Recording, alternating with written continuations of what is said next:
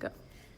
Hi everyone, thanks so much for tuning in to this week's Climate Dispatch. My name is Lauren Hurl and I'm the Director of Vermont Conservation Voters and am excited to be joined today with the fabulous Representative Selina Colburn from Burlington, who has been a longtime champ on climate action and a number of progressive issues. Thank you for joining us. Thanks for having me. Excellent. So we'll give you a quick update. There has been a lot going on climate in the State House this week and a lot more coming up. So to start with what's been happening in the Senate, and then Representative Colburn can talk about what's been going on in the House.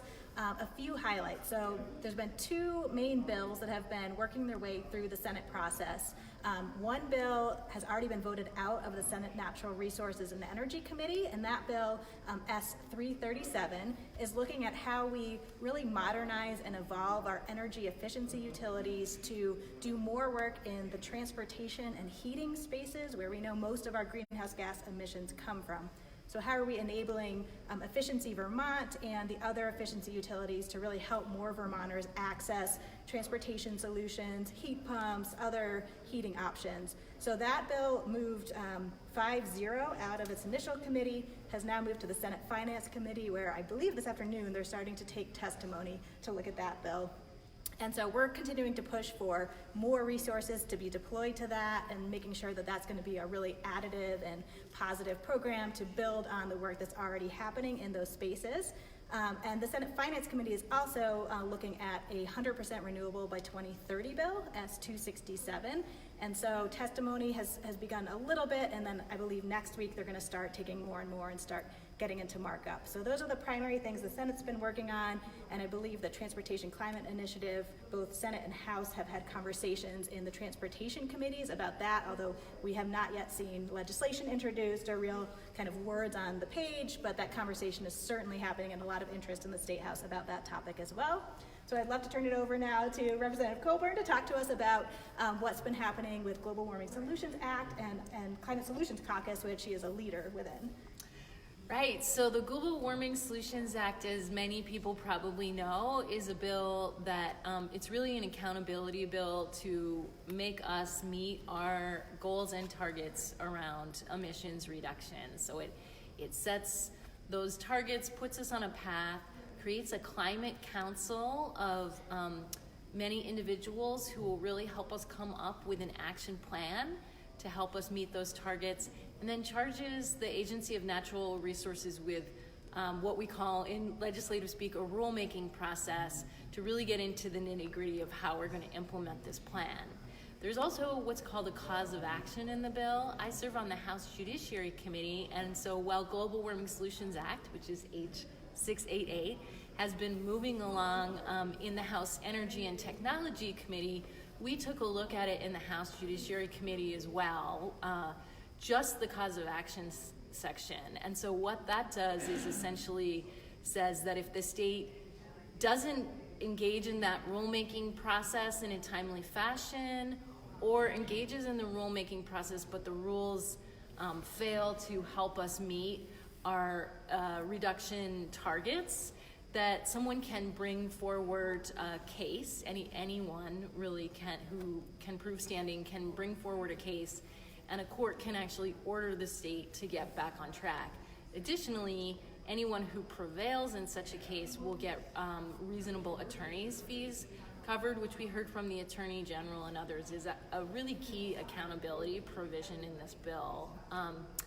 So I'm pleased to say that a strong majority of the House Judiciary Committee supported that provision. We made a recommendation to Energy and Technology that we think it looks really good as is in the bill with some slight modifications proposed by the Attorney General's office.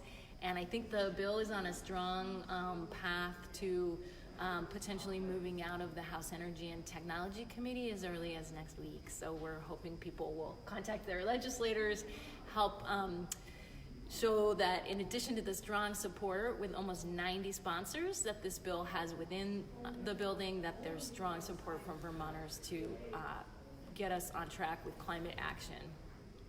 Yeah, thank you. So I know, was there anything you want to talk about with Climate Solutions Caucus? Oh, sure, right. So I'm the clerk of the Climate Solutions Caucus, which is a group of now nearly 90 legislators We meet weekly, and we have been really hard at work developing strategies from banner bills to really working every single committee to address the issue of climate action in the State House. So the Global Warming Solutions Act is an example of one of our banner bills. We also have what we call the Every Committee, or sometimes EC strategy for short. And so we have members of our caucus in every single committee who are following through with different ideas. Not all of them require legislation. Some might ultimately take the form of bills. So whether that's looking at the question of climate education in our K through 12 schools and how that's being taught,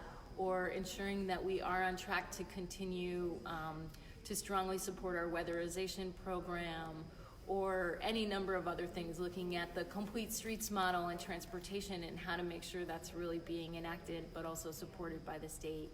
So we get updates every single week on those, and I just want to reassure people that the Climate Caucus is trying to push at this in every single committee from every single direction, because we recognize this is a crisis that needs to be solved.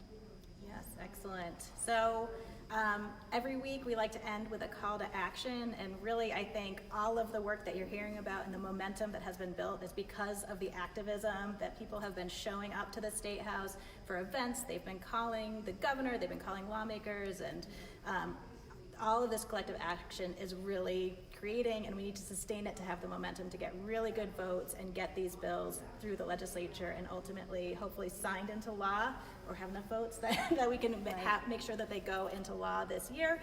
So this week, with the progress that we're seeing on the Global Warming Solutions Act, we're asking that people please make a call or send an email to your House representatives to support the Global Warming Solutions Act. We're anticipating it coming up for a floor vote in the next week or two, and so we really need to be getting that drumbeat out to people so representatives know that they're supported by constituents. So call your representatives, support the Global Warming Solutions Act. We can add info in the comments, a link to more info about that if you want, and how to contact your legislator. Thank you so much for tuning in. We'll be back next Friday. You can keep following us on #ActOnClimateVT, and we'll see you next week. Thank you so much. Thanks for having me, and thanks to everybody out there for all your advocacy. Makes a difference.